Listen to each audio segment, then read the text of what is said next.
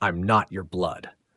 Her voice tore through the room like a knife, every word loaded with a venom I never believed she was capable of.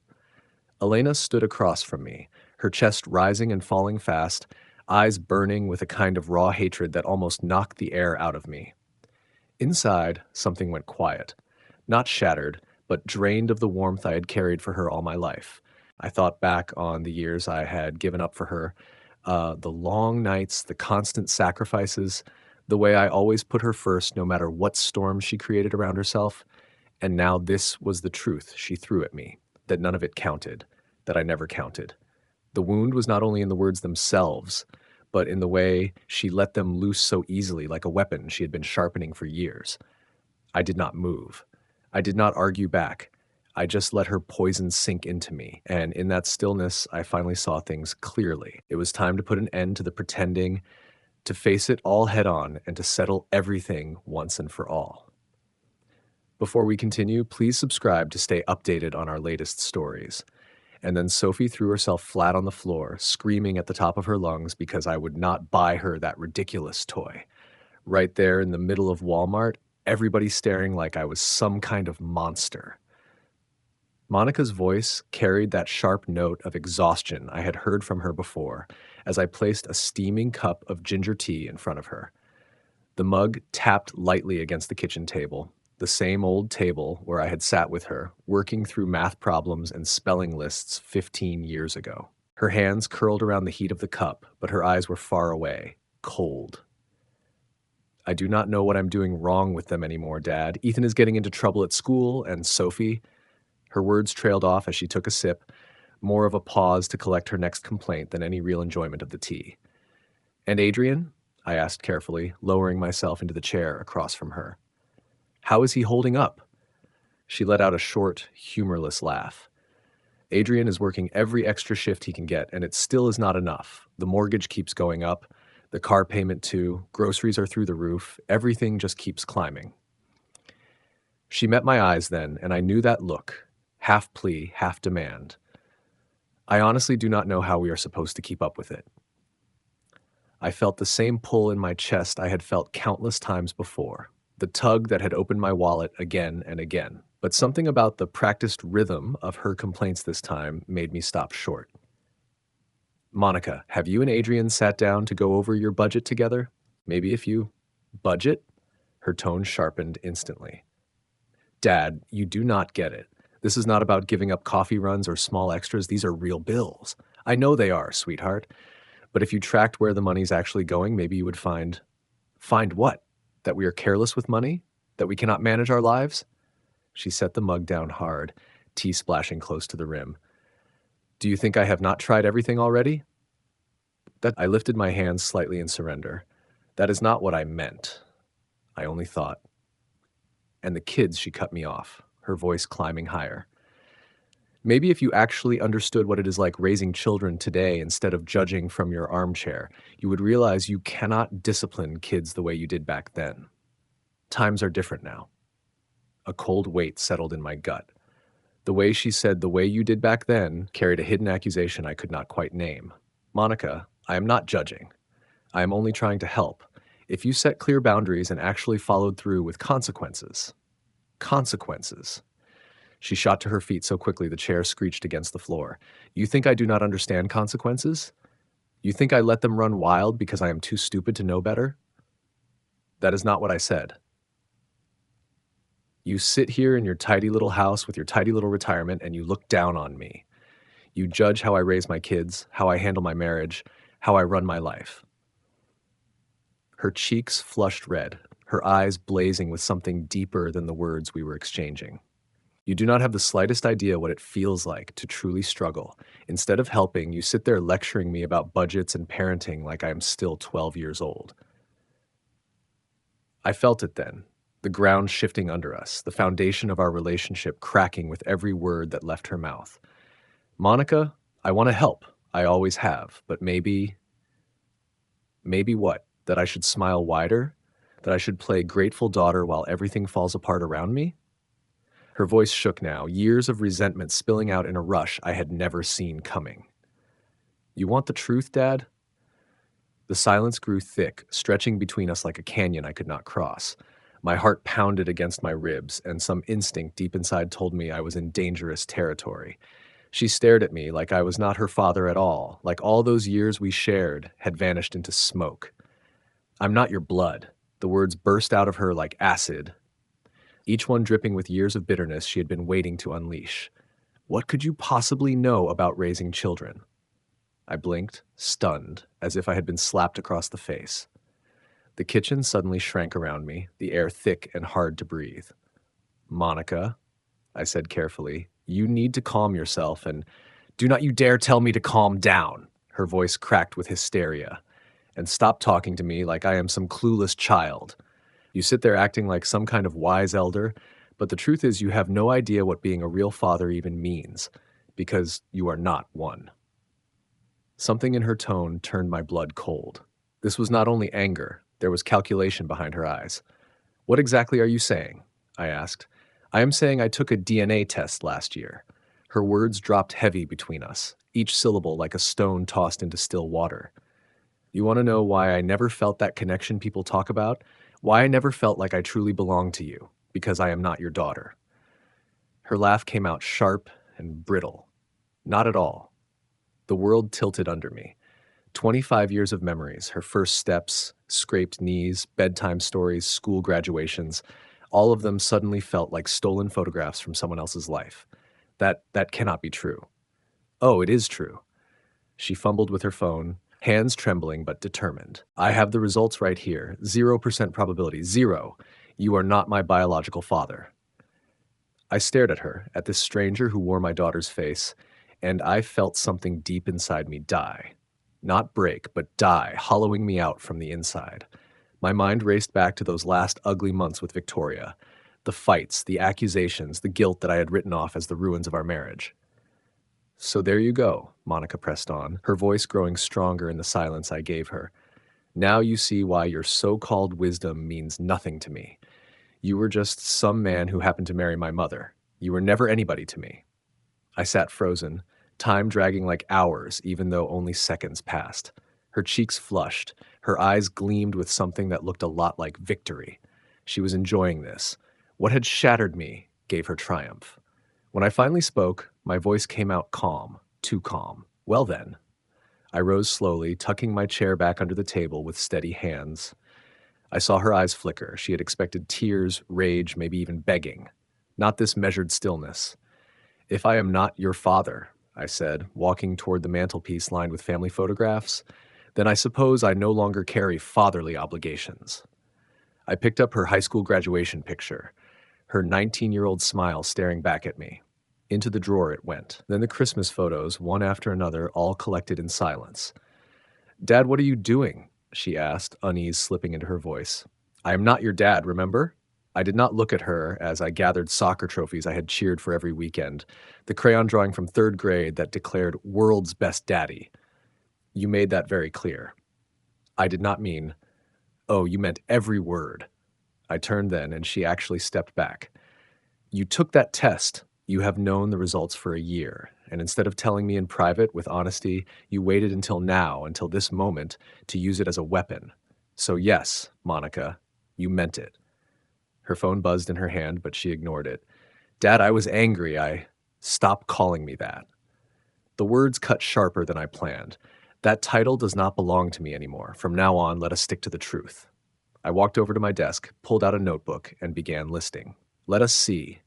Mortgage payments, car loans, emergency funds, Christmas gifts for the kids, birthday checks, groceries when Adrian lost his job." I looked up, meeting her pale face. Quite a lot of things for someone who apparently was never a father. "You cannot be serious." "I have never been more serious." I tore the page out, folded it neat, and set it on the table. "You wanted to know what life without a father looks like? You are about to find out." Without hesitation, I pulled out my phone. Adrian answered on the second ring. "Hello, Adrian. It is me." I kept my eyes on Monica's face as her color drained. "I wanted to let you know that starting today, I will not be providing any more financial help for your family." "What? Why? Did something happen?" "I would suggest asking your wife for the explanation. She has made it clear that family ties were not what I believed them to be, so there is no reason for me to keep up obligations that never existed. I do not understand. Congratulations, son. You are now the sole provider for your household. Monica will fill you in. I ended the call before he could say another word. Monica gaped at me, horror spreading across her face. You cannot do this. The kids, they need. The kids already have two parents. That is more than enough. I am not one of them. I walked to the front door and opened it wide. It is time for you to go back to your family. This is insane. You raised me. That has to count for something. According to you, it counts for nothing. I held the door wider. You wanted the truth to come out, Monica. Well, here's another one. Actions have consequences, and you are about to learn what that feels like. She froze, tears spilling at last, but I felt nothing. The love, the instinct to protect, the quick forgiveness I had carried for her, all of it had been cut out clean by her revelation and the cruelty of her delivery. Please, she whispered, go home, Monica. Go home to your real family. Figure out how to manage your life without the man you claim was never your father. She left without another word. I shut the door behind her, and the silence that filled the house was different than any I had known before. Not empty, just finally honest. That first night hit me harder than anything in my life. I sat in my living room staring at the bare walls and empty shelves where Monica's photographs had always been, trying to figure out how I had turned into the villain in my own story. 25 years of loving, sacrificing, and putting her first, gone in a heartbeat because of a laboratory report and a moment of deliberate cruelty. I kept seeing her face in my mind, the way her eyes lit up when she delivered that final blow. There had been no shock or grief in her expression, only satisfaction. She had enjoyed watching me crumble. That was the cut that went the deepest. Not the DNA results themselves, but knowing that someone I had loved without condition had taken pleasure in tearing me apart. My mind spun with questions. How long had she known? How many dinners had she eaten at my table? How many envelopes of cash had she accepted? How many times had she let me play grandpa to her children, all while keeping this secret weapon tucked away? The betrayal sat on my chest like a lead weight. At 9 o'clock the next morning, the doorbell rang. Through the peephole, I saw Adrian shifting from one foot to the other, his neat hair out of place, his shirt wrinkled. The dark circles under his eyes told me he had not slept either. When I opened the door, he said quietly, "Vincent, we need to talk." I stepped aside and let him in. His eyes went straight to the empty mantel where family pictures had stood. He looked genuinely shaken, which at least was something. Adrian had never been one to manipulate. "She told you everything?" I asked, settling into my chair. "Yeah," he muttered, rubbing both hands down his face. "Vincent, I swear I had no idea. The test, the real father stuff, she never said a word to me. But you believe her?" "Aye." He slumped forward. "She showed me the papers. I am so sorry, Vincent. I really am." His honesty was almost harder to bear than Monica's cruelty. "So why are you here, Adrian? Did you come to help me box up what is left of her childhood?" "The kids," he said softly. "Sophie and Ethan keep asking why Grandpa has not come over. They are wondering when you will visit." I met his gaze and held it. "Tell them I will not be coming. Explain it however you think best." Adrian's face went pale. "Vincent, come on. They love you, and you love them. That has to matter, even if the biology does not." There it was, the guilt card, played gently but precisely. "Explain it however you want," I said. "They are not my responsibility anymore. Remember?" He tried again. "But they love you, and you love them." I stared at this decent man caught in a mess that started long before his marriage. "Adrian, let me ask you something. If you found out tomorrow that Sophie and Ethan were not really yours, that Monica had lied to you for years, would you still feel obliged to support them financially?" His face drained of color. "That is different." "Is it? Really?" I leaned forward. "Because from where I sit, I am the one who was lied to. I am the one who built my whole identity on being a father to someone else's child, while the real father got a free pass." "The children did not choose this," he said quietly. "Neither did I." My voice came out harder than I meant, but Monica did. She chose to take that test. She chose when to tell me, and she chose to do it in the cruelest way she could. Those were her decisions. Now she has to live with what comes next. He sat for a long time, opening his mouth and shutting it again. At last he asked, "What if What if she apologized? What if she really tried to make it right? What would that apology look like? I asked. Would it erase 25 years of lies? Would it change the fact that she smiled while she destroyed me yesterday? He had no answer. He left soon after, and I sat alone with my thoughts until the phone rang that afternoon. Vincent. Victoria's voice was cold steel. What in God's name do you think you are doing? Hello, Victoria. I'm doing fine. Thank you for asking. Do not you dare get smart with me. Monica is devastated. Adrian is confused. And my grandchildren cannot understand why their grandfather has suddenly disappeared from their lives. Your grandchildren? I let the words hang in the air. That is an interesting choice of words. You know what I mean. You raised her. You do not get to walk away just because things are messy. Messy? A bitter laugh escaped me. Victoria, she looked me dead in the eye and told me I was never her father. She enjoyed it. I am simply agreeing with her conclusion. She was upset. People say things they do not mean. Oh, she meant it. She had the DNA results to prove it. Results she kept to herself for a full year. That is not anger, Victoria. That is planning. Silence opened up between us, thick with decades of unspoken truths. You always were vindictive, she said at last, and you were always a liar. My voice stayed quiet, but the words hit like a hammer. 25 years, Victoria. 25 years you let me believe Monica was mine. Do you have any idea what that does to a man? Do you understand what you stole from me? I was protecting. You were protecting yourself. You were hiding an affair and you let me pay the price. Emotionally, financially, in every way that counts. And now you have the nerve to call me vindictive for refusing to keep subsidizing your deception? Those children need those children need their real grandfather, Monica's biological father. Have you told him he has grandchildren? Does he know about his daughter's financial problems? Or are you planning to keep that secret too? Her sharp intake of breath told me I had hit home. He does not know, does he? I pressed on. All these years and you never told him. So it is not just me you robbed of the truth. You robbed him of ever being a father, and you robbed Monica of ever knowing her real dad. And yet somehow I am the one you want to paint as the villain? Tell me again how I am the one who is wrong here. It is not that simple. It is exactly that simple. My voice hardened. You created this whole mess, Victoria, you and Monica, and now you expect me to patch it over by pretending nothing happened, by continuing to play a role in a lie that has already drained me dry. Well, I am finished. Find someone else to carry that burden. I ended the call before she could get another word in, but I knew it was not the end of it. The pressure would come harder now. They would try guilt, they would try manipulation, maybe even use the children themselves as pawns. But for the first time in years, I felt clear.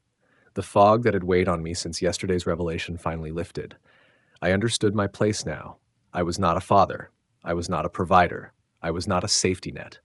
And to my surprise, that realization did not crush me. It felt like freedom. 3 days later, I started clearing house. It began with her bedroom, the one I had left untouched since she moved out 5 years ago, frozen in time like a shrine to a daughter I now knew had never been mine. Every last thing went. Trophies, report cards, hand-drawn cards she had once pressed into my hands on Father's Days and birthdays. One by one, they disappeared into thick black trash bags. I worked slow, steady, like a man following a plan. The process came in waves. First her old room, then the closets, then the boxes in the basement I had labeled years ago with my own careful handwriting, Monica's things. 25 years of my life sorted, packed, and hauled to the curb like any other garbage. Mrs. Coleman from next door was the first to notice. I was dragging out the third bag when she appeared at her fence, clutching a mug of coffee, curiosity written all over her face. Moving out, Vincent? She asked, trying to sound casual. Just tossing old clutter, I told her, lifting another bag onto the growing mound. Funny how much junk piles up over the years. She leaned closer, squinting at what was spilling through a tear in one bag. A frame, some books, even a graduation cap sticking out. That's a lot of clutter. 25 years worth, I answered, and turned back toward the house. By the time I came out with the next load, Frank from across the street had joined her. The two of them stood there watching me like people gawking at a wreck on the highway, disturbed but unable to look away. Those look like family pictures, Frank said, nodding toward the box in my hands. They sure do, I replied, dropping the whole box onto the pile without hesitation. A wedding photo of Monica and Adrian spilled free, their smiling faces now headed straight for the dump. Word spread fast, the way it always does in a neighborhood. By dusk, my heap of trash had become something of a local spectacle. I caught curtains twitching, saw small clusters of neighbors whispering, phones no doubt buzzing with their theories. I was wrestling Monica's old desk, a little white one I had painted for her when she was 8, into the back of my truck when my phone rang. "Have you lost your mind?" Monica's voice cracked through the speaker. "Mrs. Kim just called me. She said you're throwing away all my things, my childhood things." "I am clearing out junk," I said, shoving the desk into place. "Objects that no longer serve any purpose in my life. Those are my memories, my pictures. You cannot just... Actually, I can. They are in my house, which makes them my property, and I have decided I do not want them anymore." For a moment I thought she had hung up. Then her voice came back, quieter. "Please, whatever else you think of me, those things, they are all I have left of being your daughter." "But you were never my daughter," I reminded her, voice flat. "You spelled that out clearly enough. So those boxes aren't memories of a father and a daughter. They are souvenirs of a lie."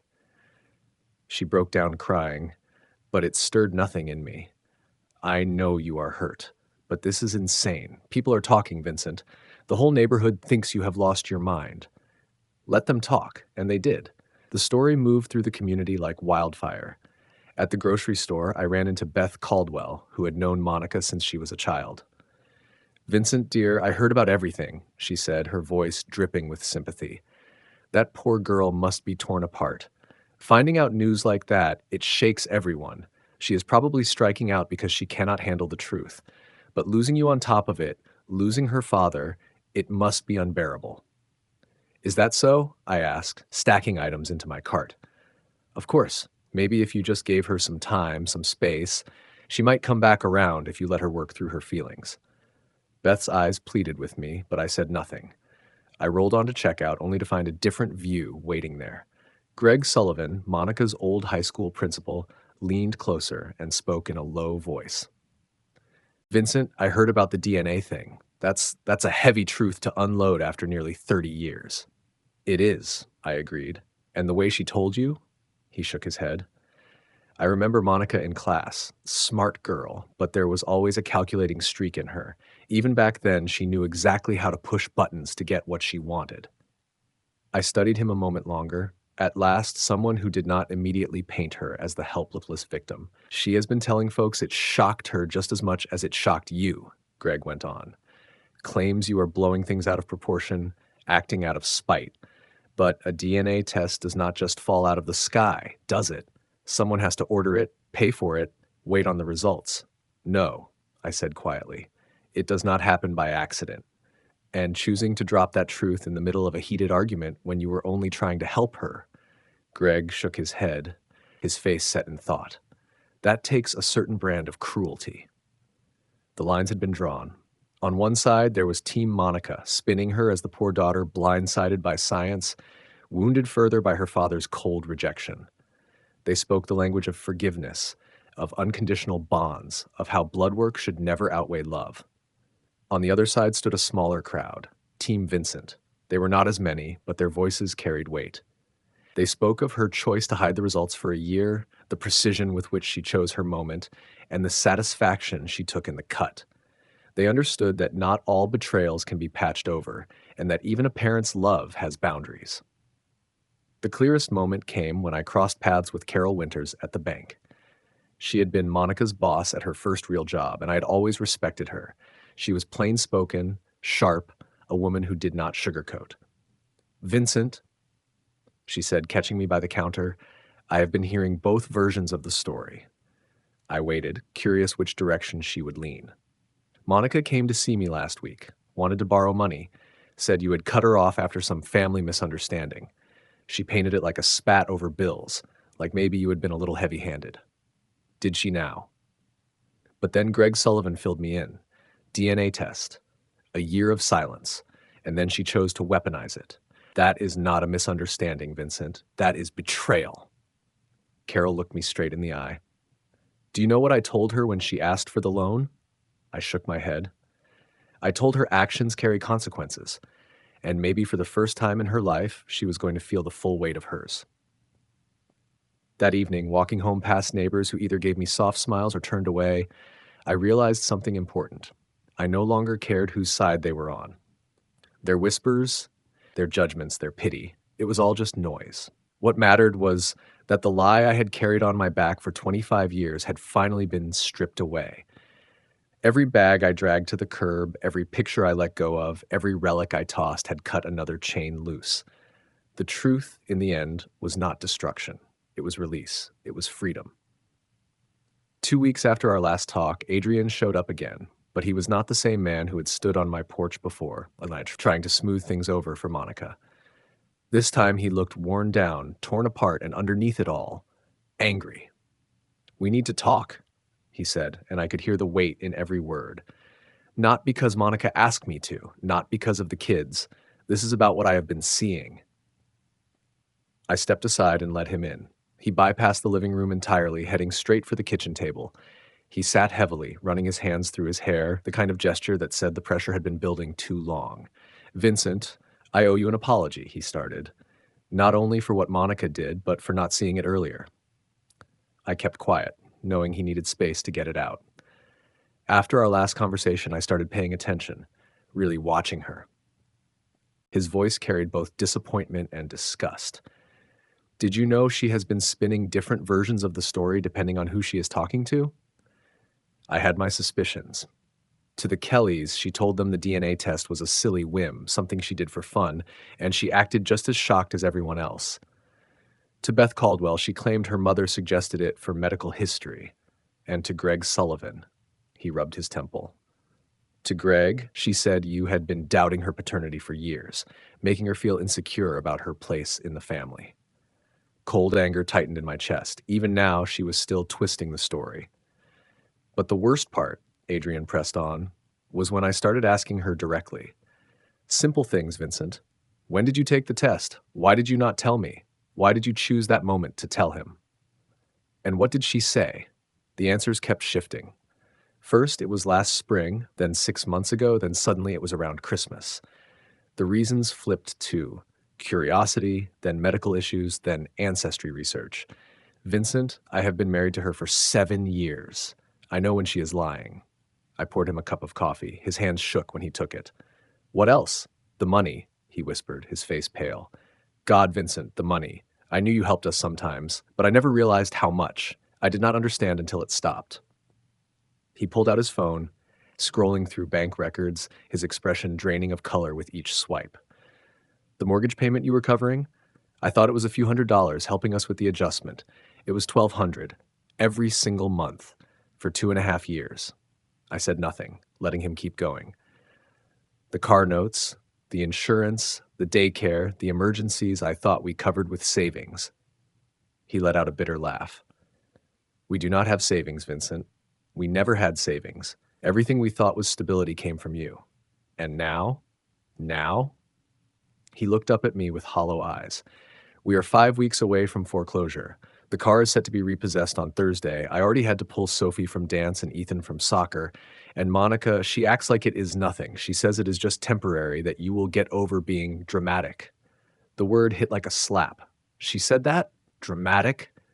Among other things, she truly believes that because you raised her, because you love her, you will fold. She thinks this is all posturing. And what do you believe? Adrian stared into his coffee for a long time before speaking. I believe she knew what she was doing when she took that test. I believe she knew exactly how deep it would cut you when she revealed it. And I believe she expected you to swallow it, forgive her, and keep playing father anyway. That is a hard verdict on your wife. It is an honest one. His voice was flat. You want to know what sealed it for me? Last night, when the kids asked about you again, she told them you were going through a phase and that you would snap out of it soon.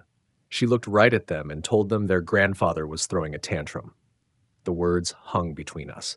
Monica was not only rewriting the story for neighbors, she was poisoning her children against me. Adrian, I said carefully, You need to understand something. This is not a phase. This is not a tantrum. I will not get over it. Monica made her choices, and I made mine. I know, he said softly, and honestly, I cannot blame you. If someone I loved and sacrificed for treated me the way she treated you, he shook his head, I would do the same. But, I prompted, but the kids, Vincent, Sophie and Ethan, they cannot grasp any of this. All they know is their grandfather is suddenly gone, and their mother keeps telling them you will be back. What am I supposed to tell them? The truth. In a way they can handle, but the truth all the same. Monica will never allow it. She already threatened to take them and disappear if I turn them against her by explaining what really happened. I studied his face, the exhaustion, the fear, the dawning awareness that he was married to someone more selfish than he had ever believed possible. What do you want from me, Adrian? If you are here hoping I will change my mind. No, he cut in quickly. That is not why I came. I came because I needed to say it out loud. Because I am seeing sides of my wife I never imagined. Because I am realizing my whole marriage rests on lies and manipulation. Adrian pushed himself up from the chair and began pacing, his shoulders tight, eyes fixed on the window.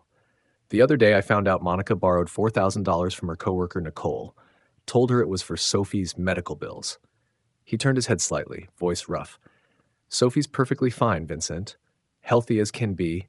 Monica just needed cash for something else, and instead of telling the truth, she spun another story, because she could not admit we were sinking after everything blew up between you and her.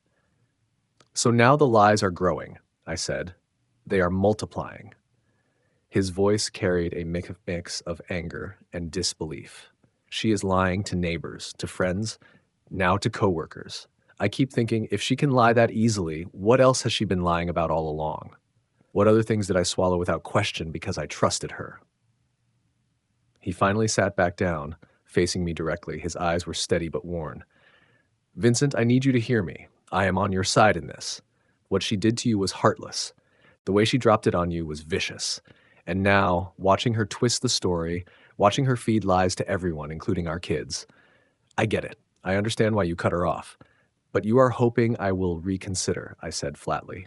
No, he said, shaking his head hard.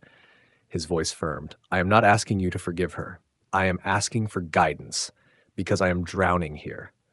I do not know how to shield my kids from the wreckage their mother created. I cannot patch our finances, at least not without begging for help. I have no right to ask. I cannot rebuild what she tore apart with you. That damage belongs to her alone. And I am realizing I cannot fix my wife either, because she does not believe she needs fixing. I looked at him, this decent man trapped in the fallout of Monica's cruelty, and felt something stir that I had not felt since this ordeal began. Real sympathy. Not for Monica, never again for Monica, but for Adrian and for those two children who had no say in any of it, yet carried the heaviest burden. Adrian, I said, my voice low, steady, you cannot rescue someone who is determined to drown, and you sure as hell cannot build a solid life on the quicksand of somebody else's lies. He nodded slowly, tears brimming in his eyes. I know, he whispered. God help me, I know. The phone call I made that Thursday evening was short and direct. Monica, we need one last conversation. You, Adrian, and me. This Saturday at my house, 3 o'clock. Dad, this is my last act of good faith. I cut in. If you want even the slightest chance of repairing this, you will show up. But there is one condition. The lies end now. No more stories for the neighbors. No more victim versions for your friends. Truth or nothing. There was a pause long enough for me to hear her breathing through the line. When she finally spoke, her voice had lost its usual edge. Okay. Saturday came gray and cold, the kind of day that matched the heaviness in my living room as the three of us took our seats, Monica and Adrian on the couch, me in my chair. It felt less like a family meeting and more like a tribunal. Before we start, I said, keeping my voice calm and even, I want to be clear about why we're here. Adrian has told me some troubling things about the stories you've been telling, Monica. I'm giving you one opportunity to tell the truth yourself. Her jaw tightened. I haven't lied to anyone. Really? I reached for the small notebook I'd used weeks ago to list her financial dependence on me, now filled with new notes. Let's go through it. To the Kellys, you said the DNA test was just a whim and the results shocked you. To Beth Caldwell, you said your mother wanted it for medical reasons. To Greg Sullivan, you hinted that I'd been questioning your parentage for years. Color rose in her cheeks, but she stayed defiant. People hear what they want. I never said, and then there's the timeline. I flipped a page. Was it last spring? 6 months ago? Around Christmas? Which is it? I don't have to sit here and... Yes, you do. Adrian's voice cut through hers like a blade. She turned, startled at the ice in his tone. You wanted this meeting, he said. You told me you could fix this if Vincent would just listen. So answer his questions. Monica stared at her husband like she didn't recognize him. Adrian, you're supposed to be on my side. I was on your side. I defended you to Vincent, to the neighbors, to myself, but then I started watching. His voice gained strength. The borrowed money from Nicole that was supposedly for Sophie's medical bills when Sophie's perfectly healthy. The story about Vincent being controlling while I've seen the bank records of everything he gave us. The promises to the kids that Grandpa is just going through a phase. I was trying to protect them. Protect them from what? From knowing their mother blew up the most stable relationship in their lives out of spite? Spite? Monica's voice pitched upward. I told him the truth. After years of living a lie, I finally told him the truth. You delivered the truth in the cruelest way possible, I said quietly, after holding it for a year, in the middle of an argument, timed to cause maximum damage. That wasn't truth, Monica. That was power. Power? She gave a bitter laugh. What power? Look at my life, Vincent. Look at what your abandonment has done to my family. My abandonment? I felt anger stirring, but kept it measured. I spent 25 years loving you, supporting you, being the father I thought you needed. You spent 1 year knowing I wasn't your biological parent and chose to weaponize that knowledge against me. Who abandoned whom? Monica shot to her feet and paced to the window. You don't understand the pressure I've been under. Adrian working endless hours, the kids acting out, money problems, and then learning that everything I thought about myself was a lie. So you decided to make it my problem too. You were supposed to love me anyway, she shouted. You were supposed to be the kind of father who loved me no matter what. But the second you found out we weren't blood, you threw me away like I was nothing. I let go, I said slowly, because you showed me that 25 years of devotion meant nothing to you. Because you took pleasure in hurting me. Because you stood in my kitchen and told me I was nobody. I was angry. You were cruel. There's a difference. I closed the notebook and set it aside. And more than cruel, you were deliberate. This wasn't some emotional slip. You'd known for a year. You timed it. That's not. When exactly did you take the test? Adrian snapped, his voice like a whip. And don't give me another changing timeline. When? Monica faced him, and for the first time I saw real fear flicker in her eyes. Why does it matter when? Because I've been thinking about the timing. Adrian pressed on. When our finances really started falling apart. When you started asking Vincent for help more and more.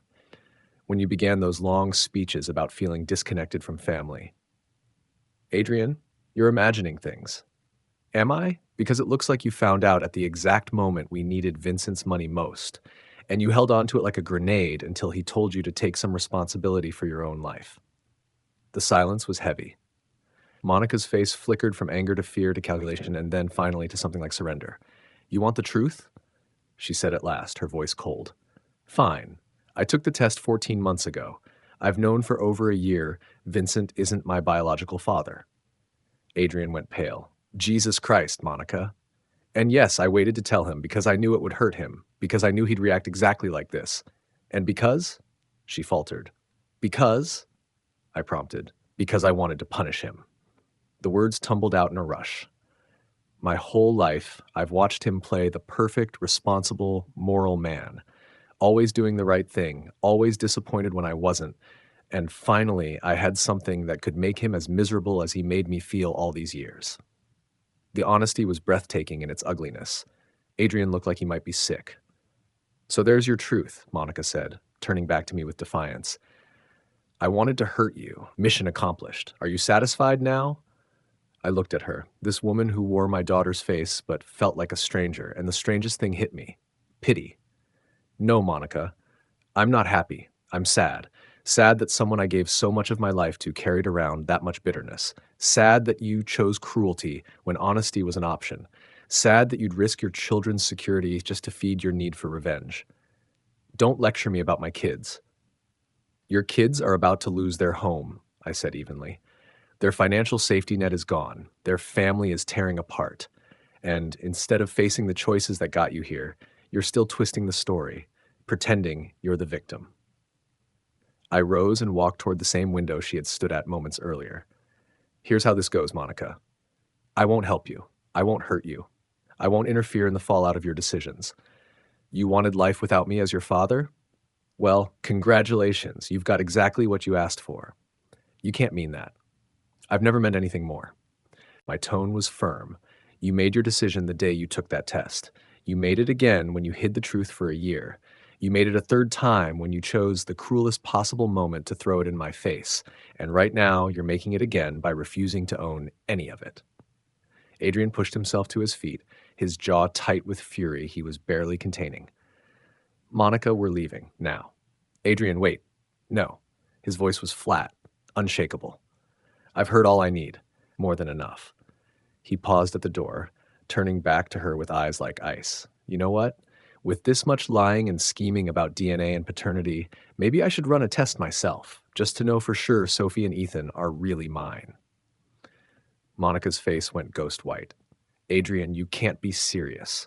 I'm dead serious. Because if you can lie to Vincent for a year, if you can lie to me about when you found out, if you can spin stories for neighbors, friends, even our kids, then how do I know what else is a lie? They're your children. You'd never what? Lie, manipulate, hurt someone who loved you? His laugh was sharp and bitter, because you just admitted to doing exactly that. Her bravado crumbled, panic flooding her features. This is insane. You're both insane. Adrian, I'm your wife. Those children are yours. You can't honestly think. I don't know what to think anymore, Adrian said, his voice low. Not about you, not about our marriage, not about what's real and what's another story you've spun. He moved toward the door, then glanced back one last time. Vincent, thank you for what you did all those years and for finally showing me who I actually married. Monica stayed rooted in the middle of my living room as Adrian's footsteps echoed down the walk. The sound of his car starting cut through the silence. Only then did she stir, rushing to the window to watch him drive away. This is your fault, she whispered, but the fight was gone from her voice. No, Monica, I said quietly. It's yours. She left without another word. I stood at the window watching her walk down the street toward whatever future she had left, this time truly on her own. To hear the next story, click the box on the left. And as always, thank you for watching.